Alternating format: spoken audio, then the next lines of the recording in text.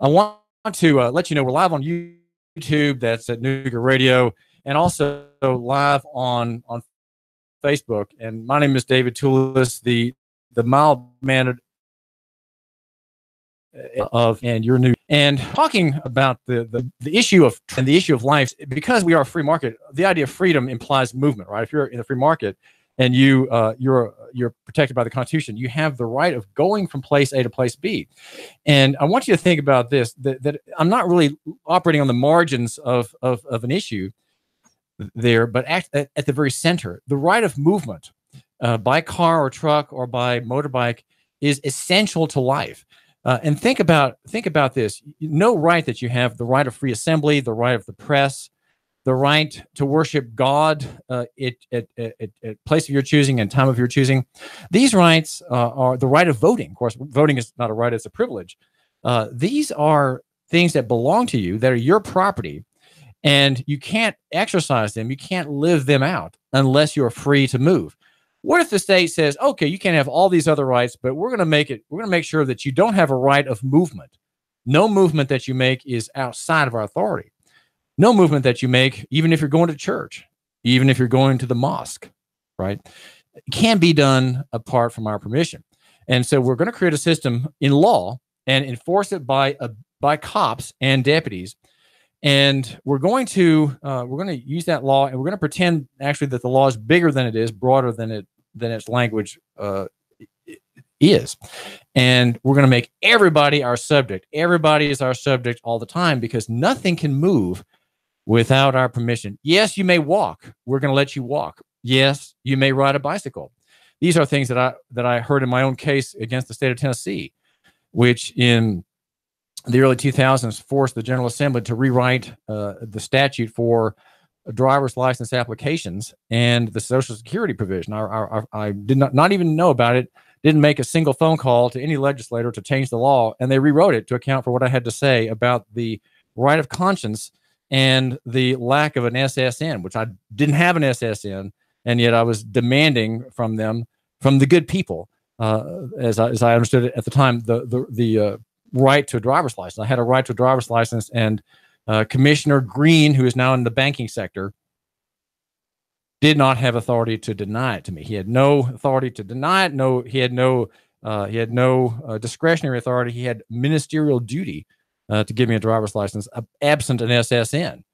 He had only a duty to ask me the number and to accept my answer as none, and to leave it at that, just to leave it. But no, we have got to insist on our prerogatives as a quasi deity. The state of Tennessee.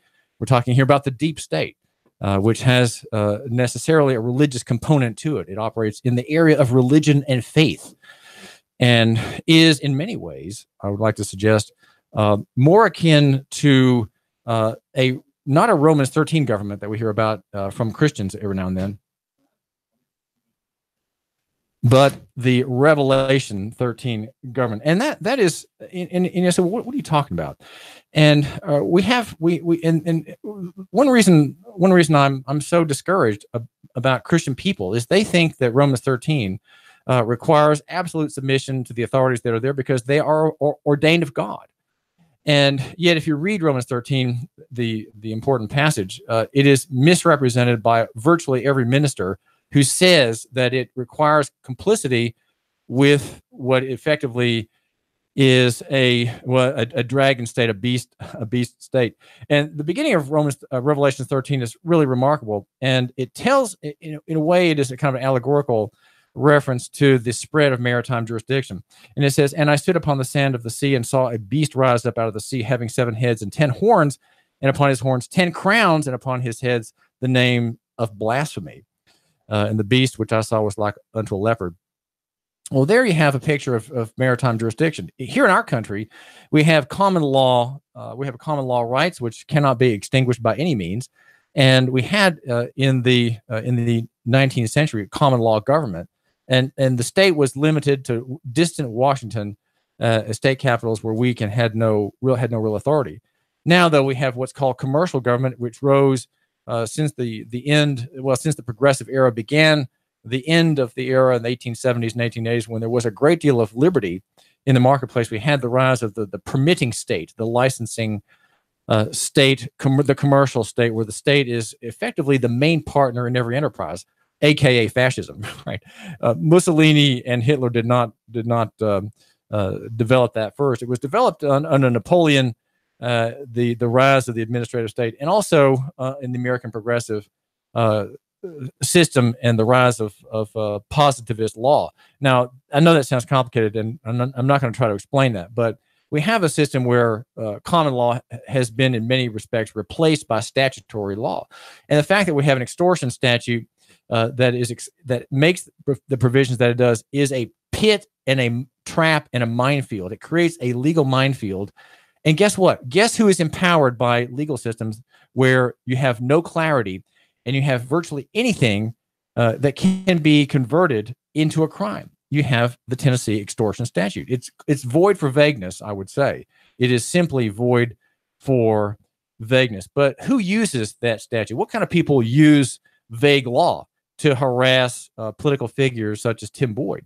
Well, Neil Pinkston does. And the description in Revelation 13 is of the total state. It is the one that speaks great evils and blasphemies, and power is given unto him to continue 42 months.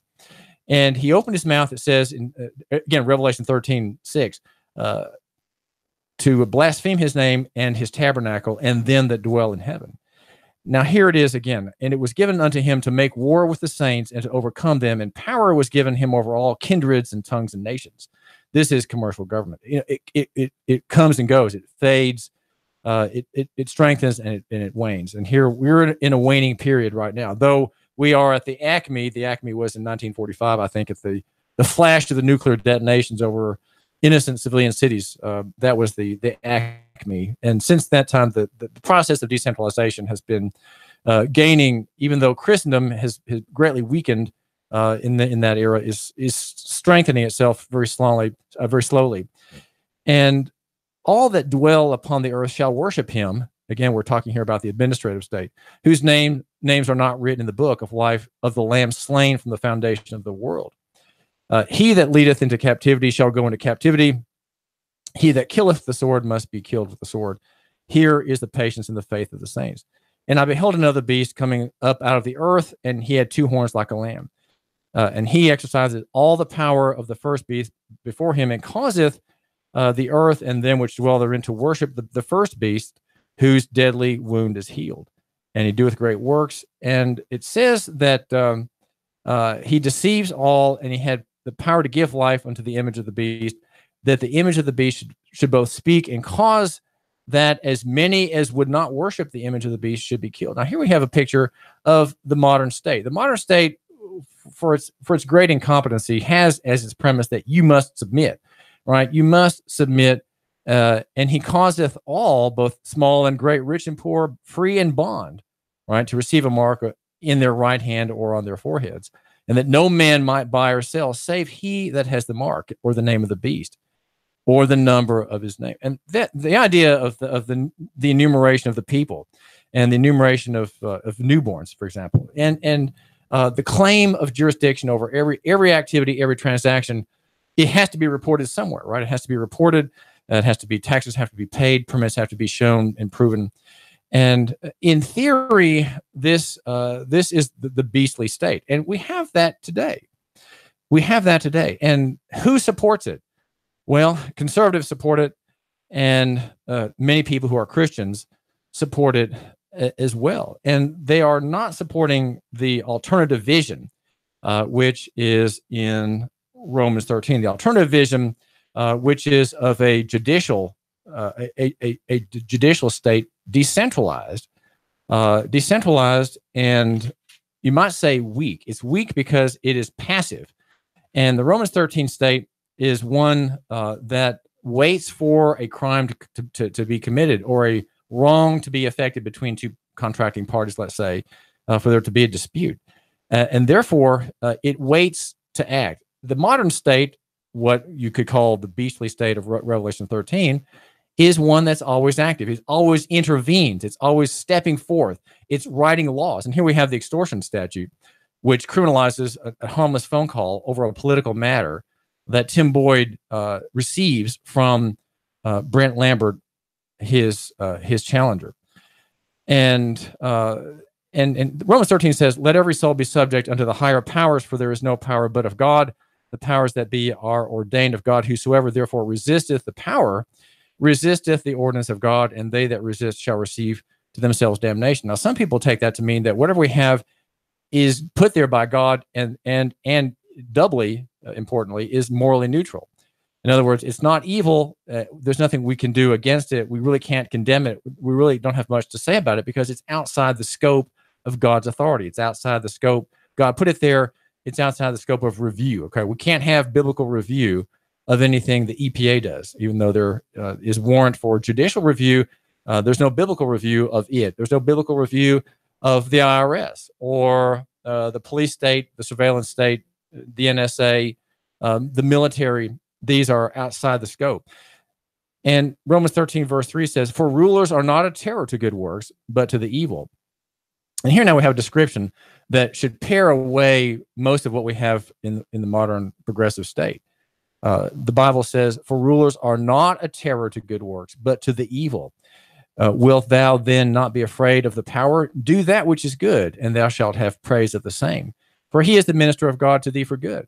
But if thou do that which is evil, be afraid, for he beareth not the sword in vain, for he is the minister of God, a revenger to execute wrath upon him that doeth evil. Now, who is accused most often in our modern state? Well, innocent people. The innocent people are the ones who are mostly accused. Most crimes that we have today are not crimes before God. They are crimes written by men in their legislatures, right? Who are sick of the idea that God's law is enough. They have to write their own. They have to write their own laws, and we're going to enforce them against people. We're going to enforce these statutes against people's actions that are, as we say, crimes, but actions which are before God, not crimes at all. Not crimes at all. If anything, they might be torts, but they're not crime. They might be wrongs, but they're not crimes. And notice in Romans 13 that the minister, the civil magistrate, the sheriff in our day, or the judges, that would be Tom Greenholz, right? Tom Greenholz and Sheriff Hammond have biblical authority. They have authority from the land. They have not a maritime authority, but they have an authority from the land in common law. They have an authority that God gives them, right? They have legitimate authority. But what's in view here in Romans 13 is the constraint upon this operation. So anybody who's doing good has nothing to fear. If you are Rudy Soto Rodriguez, you should not fear Sheriff Jim Hammond or the prosecutor, and yet you do. All people who are on the road fear these two. I'm told by third-hand information from an officer in the East Ridge Police Department, who apparently knows me from the newspaper days, that half the people he encounters don't have driver's licenses. Half. If that's the case, then I think we really need to consider, who are these people who don't have them, and do they need to run in fear? Do they need to live fearful lives? Do they need to hide?